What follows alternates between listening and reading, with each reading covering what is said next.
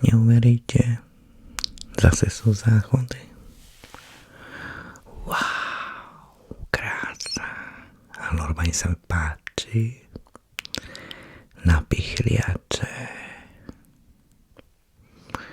No, ale sa mi páči. Normálne si viem predstaviť, že nikto nemôže ísť na záchod, iba ty. Treba takto. Ježka, tá noha, takto. A v kuchyni?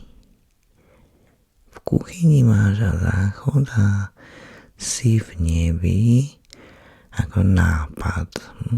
Nápad by sme mali teraz oceniť. Joj, či sú nápady, ale takéto nie. Kuchyňa a záchod nepatrí k sebe, ale napríklad takýto akvárium by som si veľmi či by som si vedela predstaviť. Chúďa rybičky by si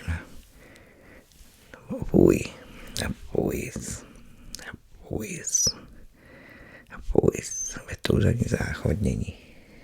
Na 9 dávame takéto somariny. No, naozaj. Veľmi sa bojím výšok.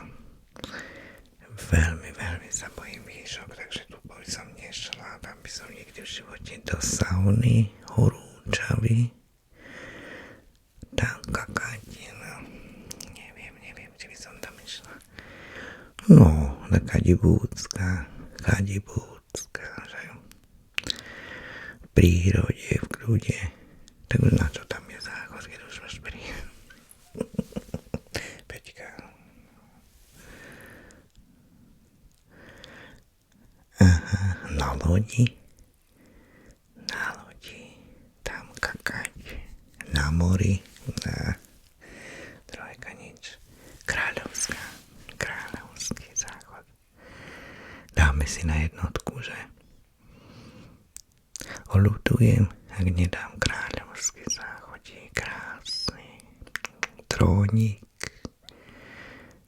všetci ťa pozerajú, keď to riešiš úplne zo zlata. Toto sú vyhodené peniažky, ale dáme si ťa na 2 a teraz príde horor, uvidíš. Veď